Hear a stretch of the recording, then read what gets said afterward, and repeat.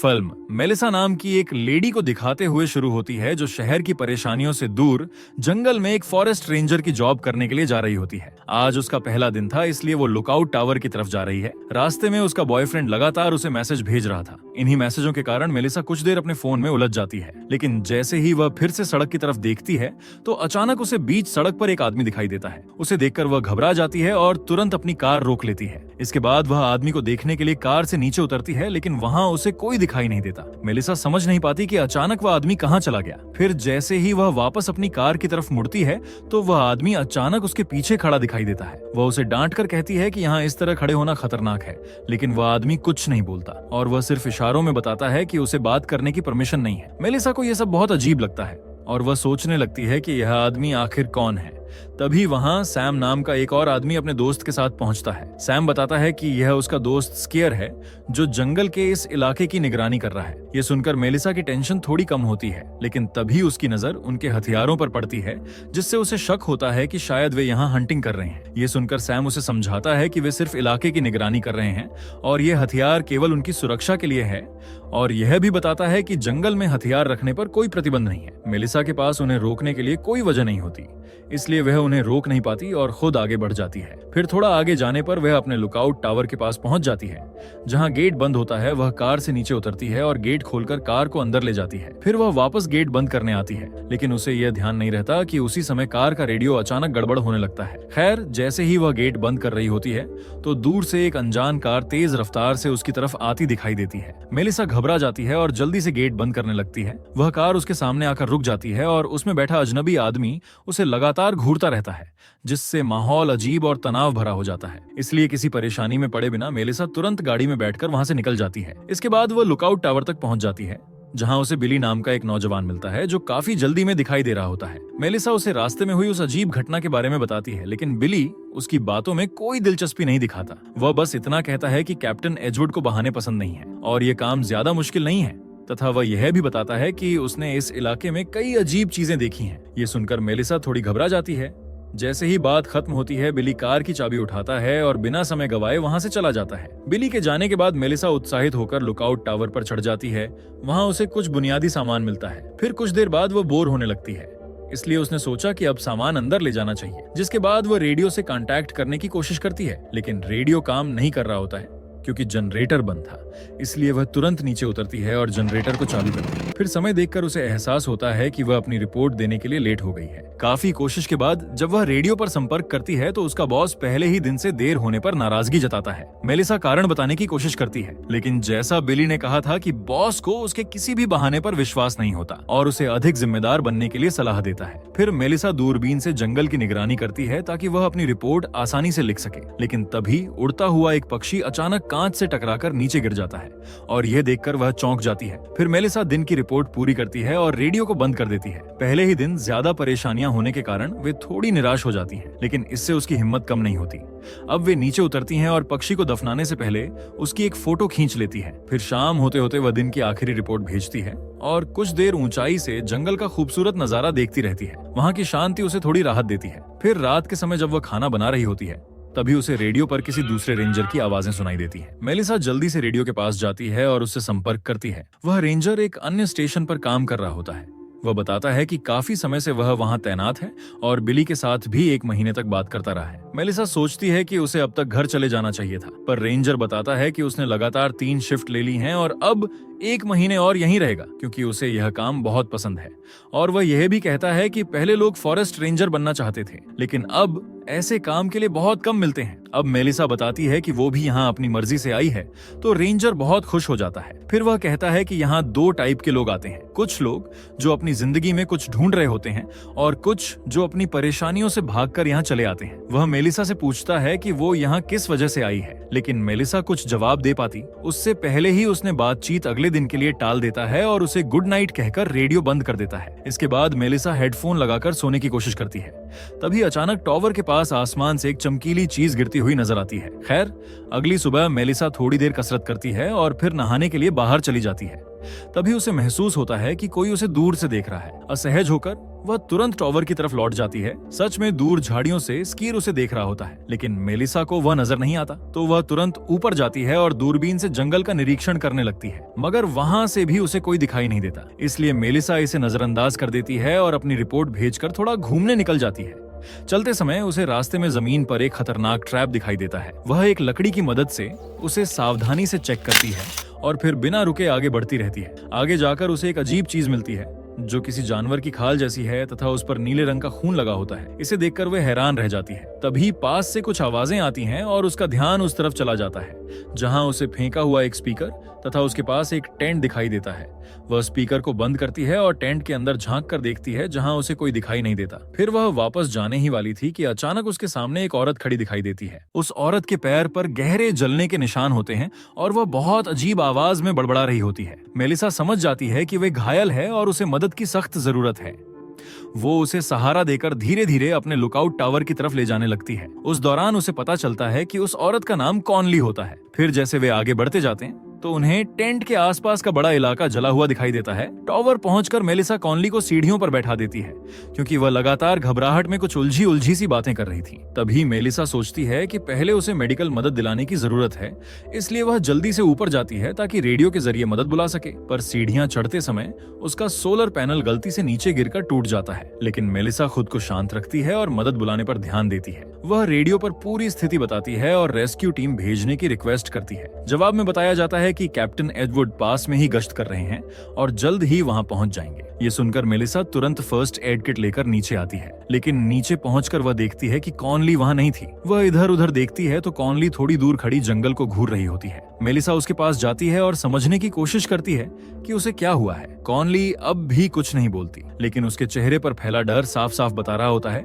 कि कोई बड़ी मुसीबत उन पर आने वाली है। दूसरी तरफ कैप्टन एडवर्ड अपनी टीम के साथ गश्त कर रहा होता है। तभी उसे कॉनली के रेस्क्यू की सूचना मिलती है। उसे यह सब पसंद नहीं आता, लेकिन वह अपना फर्ज निभाने के लिए मजबूर होता है। वह मेलिसा की मदद करने का फैसला करता है और लुकआउट टावर की तरफ बढ़ने लगता है, जिसके बाद एडवर्ड टावर पहुंच जाता है। मेलिसा तुरंत उसे कॉनली की जली हुई टांगे और उसकी खराब हालत के बारे में बताती है। खैर, एक रेंजर कॉनली को गाड़ी तक ले जाता है, जबकि एडवर्ड गुस्से में मेलिसा के पास आता है। वह मेलिसा को सख्त लहजे में याद दिलाता है कि उसकी असली ड्यूटी टावर में रहकर जंगल में फायर वॉच करना है, न कि इधर उधर जंगल में कहीं घूमना। फिर जाने से पहले मेलिसा को आदेश देता है कि अगली रिपोर्ट से पहले सोलर पैनल को ठीक कर ले। इन सब घटनाओं की वजह से मेलिसा मानसिक रूप से काफी थक जाती है। कुछ देर वह आराम करने के लिए लेट जाती है और कब उसे नींद आ जाती है उसे खुद भी पता नहीं चलता। जब उसकी आंख खुलती है तो उसे एहसास होता है कि वह फिर से रिपोर्ट भेजने में देर कर चुकी है। फिर भी वह अपनी ड्यूटी के प्रति जिम्मेदारी दिखाते हुए तुरंत रिपोर्ट भेज देती है, लेकिन उसके मन में यह डर होता है कि इस बार उसे सजा जरूर मिलेगी। सौभाग्य से उस समय दूसरी तरफ से एक दूसरा रेंजर मिलता है। वह मेलिसा को चिंतित ना होने के लिए कहता है और उसे भरोसा दिलाता है कि सब ठीक रहेगा। जिसके बाद मेलिसा नीचे जाती है और जनरेटर को फिर से चालू करती है। वापस ऊपर आने पर उसे जमीन पर एक बैग दिखाई देता है। जिज्ञासा के कारण वह बैग उठाकर उसे खोलकर देखती है, जिसके अंदर अलग अलग तरह के कई पत्थर होते हैं। फिर रात में वह एक मैगजीन में उन पत्थरों के बारे में जानकारी देखने की कोशिश करती है और कॉनली की कई बातों के बारे में भी सोचती रहती है। तभी रॉय की कॉल आती है। उसे पूरी घटना की खबर मिल चुकी होती है। वह मेलिसा को हिम्मत देती है और कहती है कि अगर वह समय पर मदद नहीं करती तो शायद कॉनली बच नहीं पाती। रॉय की बातों से मेलिसा को थोड़ी राहत मिलती है और उसे लगता है कि कम से कम उसने अपना काम सही रूप से पूरा किया है। इस बीच दूर आसमान में एक बड़ा तूफान बनता दिखाई देता है। दूसरी तरफ स्कीर भी जंगल में इधर उधर घूमता नजर आता है। वो जमीन पर कुछ खोज रहा था और तभी उसे एक चमकीला पत्थर मिलता है। वह बिल्कुल वैसा ही जैसा मेलिसा को बैग में मिला था। और वही मेलिसा अभी अभी रॉय से बात खत्म की ही थी कि अचानक लाइट चली जाती है। वह सोचती है कि इतनी थकान के बाद आज जल्दी से सो जाना ही ठीक रहेगा। फिर वह हेडफोन लगाती है, लेकिन तभी उसका फोन बंद हो जाता है। लेकिन उसी समय रेडियो अपने आप चालू हो जाता है। मेलिसा को यह बहुत अजीब लगता है और वह सावधानी से रेडियो के पास जाती है। वह माइक्रोफोन उठाकर पूछती है कि कोई लाइन पर है या नहीं, लेकिन कोई जवाब नहीं मिलता। जैसे ही वह पीछे हटने लगती है, अचानक फ्रीक्वेंसी अपने आप बदलने लगती है और रेडियो से एक डरावनी आवाज गूंजने लगती है। ये सुनकर मेलिसा डर जाती है। फिर अगली सुबह वह पहले जैसा उत्साह महसूस नहीं करती, लेकिन फिर भी वह अपनी जिम्मेदारी निभाना जारी रखती है। हालांकि एजवुड उसे टावर में रहने के लिए कहता है। फिर भी मेलिसा उस ऑर्डर को नजरअंदाज करती है और कैंप की जांच करने का फैसला करती है। वह अपना बैग तैयार करती है और टावर से नीचे उतरकर जंगल की ओर चल देती है।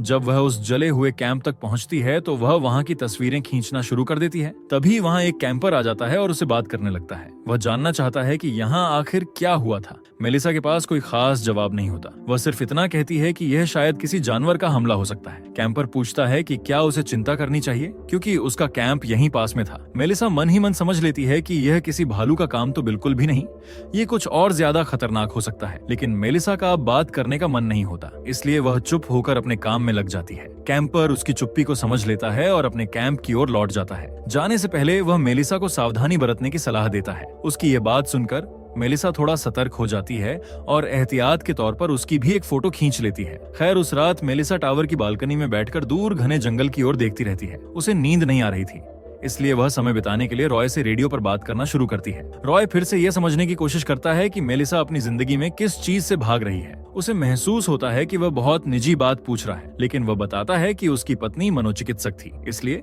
उसे इंसानों की भावनाएं समझने में थोड़ा अनुभव हो गया था। बात करते करते मेलिसा को पता चलता है कि रॉय की पत्नी का हाल ही में निधन हुआ था। ये सुनकर मेलिसा दुखी हो जाती है, लेकिन रॉय कहता है कि जब वह इस टावर से पेड़ों और पहाड़ों को देखता है तो उसे अपनी पत्नी की सिर्फ अच्छी यादें ही याद आती हैं। रॉय की यह बातें सुनकर मेलिसा को उससे अपनापन महसूस होने लगता है, इसलिए वह अपने दिल की बात बतानी शुरू कर देती है। वह बताती है कि वो यहाँ इसलिए आई है ताकि अपनी जिंदगी का कुछ नया मकसद ढूंढ सके। वह अपनी पुरानी जिंदगी में बिल्कुल भी खुश नहीं थी और उसे लगता है कि इस जगह पर रहकर वह खुद को ठीक कर पाएगी। उसे यह भी एहसास है कि वो अपनी परेशानियों से भाग रही है, लेकिन रॉय उसे हिम्मत देता है कि वो अपने डर का सामना करें और अपने लिए वही काम करे जिससे उसे खुशी मिलती हो। फिर अगली सुबह मेलिसा रोज की तरह अपनी ड्यूटी पूरी करती है और फिर जल्दी से जंगल की ओर निकल पड़ती है। वही रहस्यमयी आदमी जिसको उसने पहले भी देखा था, वह भी उसी जंगल में घूमता नजर आता है। खैर, जंगल में आगे बढ़ते हुए मेलिसा को अचानक एक डरावनी आवाजें सुनाई देने लगती है। वो आवाज लगातार तेज होती जाती है, जिसके कारण मेलिसा डर कर भागने लगती है, लेकिन भागते समय उसका पैर एक छिपे हुए ट्रैप में फंस जाता है। वो खुद को छुड़ाने की कोशिश करती है, लेकिन पैर में तेज दर्द होने लगता है, जिसके कारण उसका डर और बढ़ जाता है, क्योंकि वही भयानक आवाज फिर से आसपास गूंजने लगती है। तभी वही रहस्यमय आदमी वहां आ जाता है और वह मेलिसा को जाल से निकलने में मदद करता है। हालांकि वह उसे बाहर निकाल देता है, लेकिन मेलिसा अब भी उस पर भरोसा नहीं कर पा रही है। दर्द के कारण वो मुश्किल से खड़ी हो पाती है और सोचने लगती है कि शायद वो अब चल नहीं सकती। ये समझकर वह आदमी तुरंत उसे टावर तक छोड़ने की बात कहता है, लेकिन यह सुनकर मेलिसा चौंक जाती है, क्योंकि वह कभी उसे अपने लुकआउट टावर के बारे में बताया ही नहीं था। लेकिन आदमी दावा करता है कि मेलिसा ने उसे पहले ही बताया था, लेकिन मेलिसा को अब उसकी हर बात अजीब लगने लगती है। ये सोचकर वो धीरे धीरे पीछे हटने लगती है और वह साफ कर देती है कि अब उसे मदद की कोई जरूरत नहीं है। वो उसका भरोसा जीतने की लाख कोशिश कर रहा होता है, लेकिन मेलिसा सतर्क रहती है और उससे दूर जाने लगती है। अचानक वह आदमी गुस्से में आ जाता है और जोर देकर कहता है कि उसे हर हालत में मेलिसा को वापस ले जाना होगा। ये बात सुनते ही मेलिसा डर जाती है, लेकिन वह तुरंत हिम्मत जुटाती है और अपना बेयर स्प्रे निकालकर उसकी ओर तान देती है। वह आदमी उसका यह कदम गलत बताता है और गुस्से में कहता है कि मेलिसा के पास उसकी एक चीज है। वह चेतावनी देता है कि वो अपनी चीज वापस लेकर ही रहेगा। जैसे ही वह आदमी आगे बढ़ता है, मेलिसा तुरंत उस पर बेयर स्प्रे मार देती है, लेकिन उसका कोई असर नहीं होता। इससे वह आदमी और भी ज्यादा गुस्से में आ जाता है। वह उसके हाथ से स्प्रे छीन लेता है और जोर देकर उसे अपने साथ चलने को कहता है। इसी दौरान सैम और बक वहां पहुंच जाते हैं और स्थिति को समझते ही सैम तुरंत मेलिसा को पकड़कर पीछे कर देता है, जबकि बक वहीं खड़ा होकर उस आदमी को रोकने के लिए उसके सामने डट जाता है। वो आदमी लगातार बक की ओर बढ़ता जाता है। बक बंदूक चलाने की कोशिश करता है, लेकिन वह निशाना चूक जाता है। फिर अगले ही पल वो आदमी बक तक पहुंच जाता है और उसकी गर्दन पकड़ लेता है। फिर वह बक की जेब से एक अजीब सी वस्तु निकालता है और उसी क्षण वह बक को बेरहमी से मार डालता है। ये भयावह दृश्य देखकर सैम तथा मेलिसा घबरा जाते हैं और अपनी जान बचाने के लिए तेजी से कार की तरफ भागते हैं।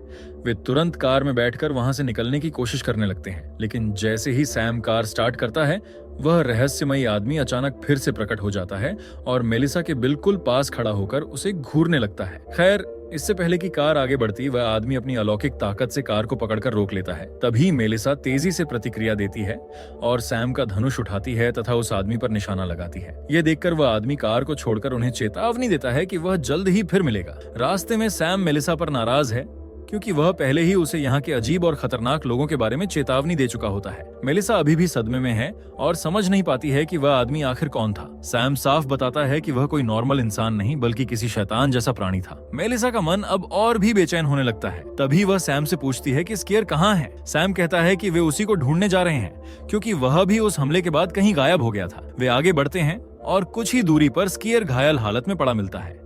सैम तुरंत नीचे उतरता है और स्कीयर की मदद करने के लिए उसके पास जाता है, जबकि वह मेलिसा को कार में ही रहने को कहता है। लेकिन तभी मेलिसा को वह आदमी वापस आता दिखाई देता है, जिससे वह डर जाती है और सैम को सावधान करने के लिए हॉर्न बजाने लगती है। वह कार को स्टार्ट करने की भी कोशिश करती है, पर कार चालू ही नहीं होती। जब वह पीछे मुड़कर देखती है तो वे आदमी उसके बिल्कुल पास खड़ा होता है। वह कार का दरवाजा झटके से उखाड़ देता है और मेलिसा को पकड़ने ही वाला था कि सैम पीछे से उस पर हमला कर देता है और उसे वहीं जमीन पर गिरा देता है। सैम उसे रोकने की पूरी कोशिश करता है, लेकिन दोनों के बीच जोरदार लड़ाई शुरू हो जाती है। बीच में सैम अपनी जेब से वह चमकीला पत्थर निकालता है और उसका ध्यान भटकाने के लिए उसे दूर फेंक देता है। पत्थर गिरते ही वह आदमी कुछ पल के लिए रुक जाता है, लेकिन सैम मौका नहीं छोड़ता और उसे तुरंत पकड़कर उसकी गर्दन दबाने लगता है। इस मौके का फायदा उठाकर मेलिसा भाग जाती है और पास के एक कैबिन में छिप जाती है, लेकिन वो आदमी जल्दी ही सैम पर भारी पड़ गया और वह उसे चाकू से मार डालता है। वह सैम से अजीब ऑब्जेक्ट उठा लेता है और मेलिसा की तरफ बढ़ने लगता है। मेलिसा घिसटकर दूर जाने की कोशिश करती है, लेकिन वह उसे ढूंढता हुआ कहता है कि उसे सिर्फ वही चीज चाहिए जो मेलिसा उससे लेकर आई है। वह चेतावनी देता है कि भागने की कोई जगह नहीं है, अगर वह मान जाए तो वह शायद उसे जिंदा छोड़ दे। फिर वह पास के कैंप की तरफ बढ़ता है, ये सोचकर कि मेलिसा वहीं छिपी होगी, लेकिन यह एक ट्रैप था जिसका फायदा उठाकर मेलिसा दूसरी तरफ से भाग जाती है। तभी स्केयर फिर दिखाई देता है। वह उस आदमी से पूछता है कि उसने उसके साथ क्या किया है। वो आदमी मुस्कुराकर बोलता है कि तुम्हें ऐसा गिफ्ट दिया है जो तुम्हारा इंसानी शरीर कभी नहीं दे सकता। ये समझकर स्केयर मेलिसा को भागने के लिए कहता है और खुद उस आदमी का सामना करने लगता है, लेकिन वह आदमी तेजी से उसके पास पहुंचता है और लगातार वार करके स्केयर को भी मार देता है। लड़ाई के बीच उस रहस्यमयी आदमी की नजर अब फिर से मेलिसा पर जाती है। मेलिसा डर कर पीछे हटने लगती है और भागने की कोशिश करती रहती है, लेकिन उसकी अलौकिक शक्ति के सामने भागना बेकार था और कुछ ही पलों में वह उसके सामने पहुंच जाता है। मेलिसा पास पड़ी एक लकड़ी उठाती है और खुद को संभालने की कोशिश करती है। उसके मन में बस एक ही सवाल होता है कि यह आदमी आखिर उससे चाहता क्या है। वो आदमी मुस्कुराता है जैसे उसे पता हो कि मेलिसा अभी तक सच्चाई नहीं जानती। मेलिसा उस पर वार करने की कोशिश की, लेकिन वह आसानी से उसके हमले को रोक लेता है। इसी दौरान मेलिसा की नजर उसके हाथ में पहने हुए एक अजीब से ताबीज पर पड़ती है। उस आदमी के इशारों से साफ लग रहा होता है कि यह किसी बड़ी वस्तु का छोटा सा हिस्सा है और मेलिसा उससे जुड़ी कुछ महत्वपूर्ण बात से अनजान है। फिर वह मेलिसा के बाल पकड़कर उसे घसीटना शुरू करता है, लेकिन मेलिसा जमीन से एक पत्थर उठाती है और उसकी कलाई पर जोर से मारती है, जिससे ताबीज नष्ट हो जाता है। ये देखकर वह आदमी गुस्से से पागल हो जाता है और मेलिसा पर हमला करने के लिए पीछे मुड़ता है, लेकिन तभी मेलिसा उसी पत्थर से उसके सिर पर जोर से वार करती है और कुछ ही सेकंड में उसके सिर से नीला खून बहने लगता है। खैर, फिर मौका मिलते ही मेलिसा वहां से भाग जाती है। वो आदमी अपने सिर से निकलते नीले खून को देखकर और ज्यादा क्रोधित हो जाता है। इसके बाद वो मेलिसा का पीछा करता करता रहता है, लेकिन उसका शरीर कमजोर पड़ता जा रहा है। फिर मेलिसा दौड़ती हुई अपने लुकआउट टावर तक पहुंच जाती है। वह जल्दी से ऊपर चढ़ती है और उस अननोन स्टोन्स को छुपाती है तथा अपनी सुरक्षा के लिए एक एक्स उठाती है। इसी समय टावर में एक अजनबी दिखाई देता है। यह देखकर वह ज्यादा डर जाती है और सतर्क होकर पीछे हट जाती है। फिर उसे पता चलता है कि वह अजनबी कोई और नहीं बल्कि वही रॉय होता है, जिससे वह हर रात रेडियो पर बात किया करती थी।